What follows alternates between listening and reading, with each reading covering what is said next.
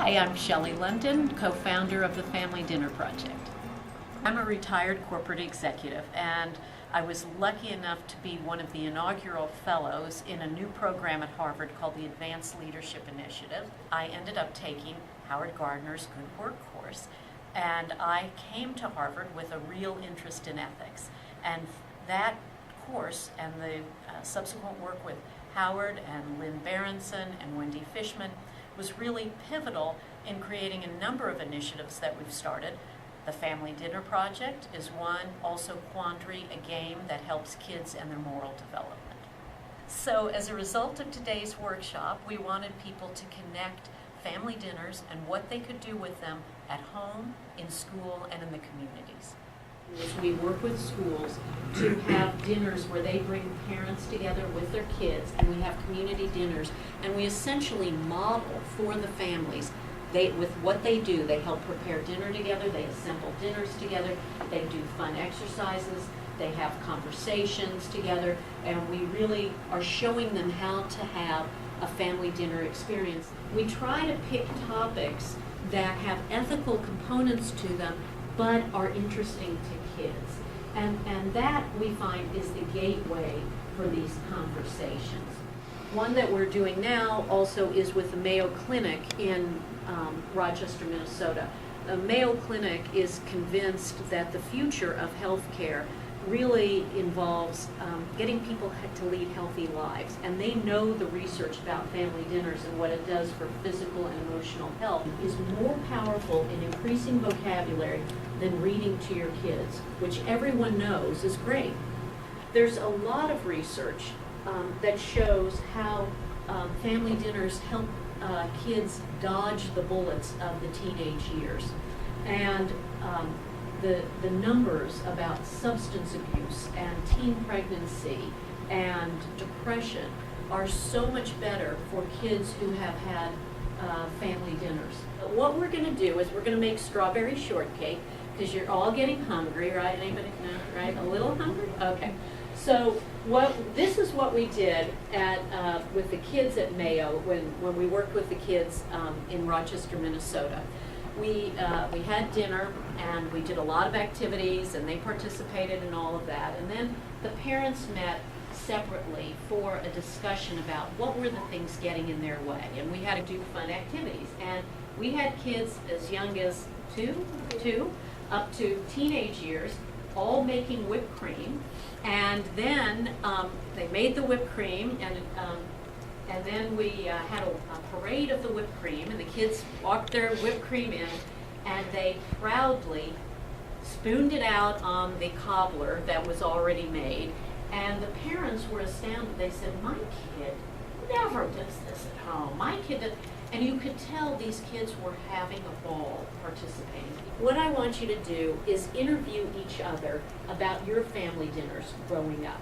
So this is one of the things, there's an easy activity that kids can do with their parents and grandparents or aunts or friends, whatever, family members, to understand what was it like when you had family dinners. For a couple of minutes, and my 2-year-old came back in, and he was there, chubby 2-year-old in his diapers, and it was in England, because we lived out of the country for a long time, and he had one after the other taken the eggs off of the counter, and he was just dropping them on the floor with this great delight, and I walked in, and he's like,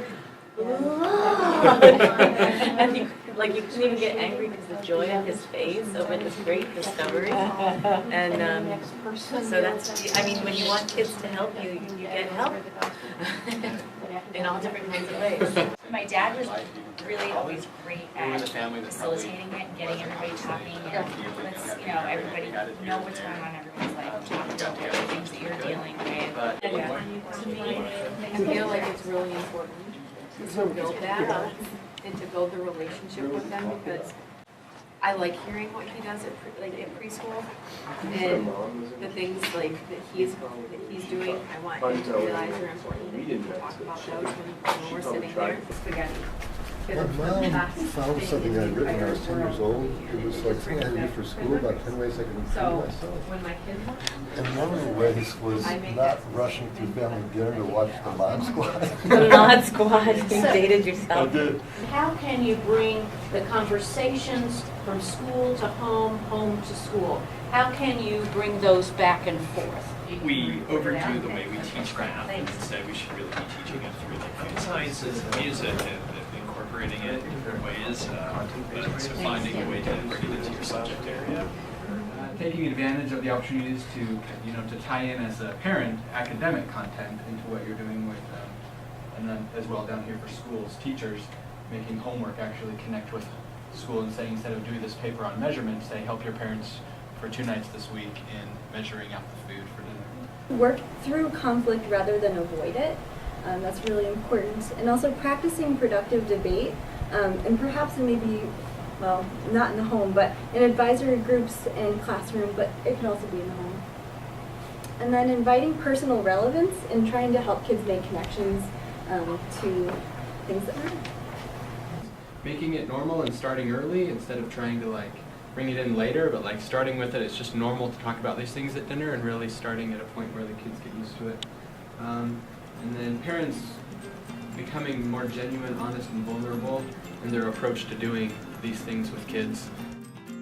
I just attended Shelly London's session on the Family Dinner Project, which was important to me because I feel that unfortunately it seems that families are not having dinner together as frequently as they used to, and I feel that there's a real breakdown in communication and parents' involvement in their child's education. One of the best things that I saw with this discussion was at least to let me start thinking about how to bring some of these ideas back into my school, especially in my capacity as dean. We have community house meetings and we also have smaller advisory meetings, and I could really see a place for increasing communication and approaching students through food and how to have them bring that back home to their families. So in Shelly London's session, we spoke a lot about bringing arts and food and culture into the classroom through some really in-depth cooking classes and cooking ideas. And we talked a lot about, too, the social and emotional development of children that really happens in those moments with families together. We talked about how to bring something like this into the classroom. And how difficult that is in an assessment-heavy environment, and really making time for something that's really important. It's not just about a family dinner, it's just about getting your community together as a whole, whether that be, in school, out of school, at home, at work. It doesn't matter how small your group is or how big your group is, there's a way to get people together and get them talking about ethical issues in a constructive way. And I think that was the biggest thing that I got from that.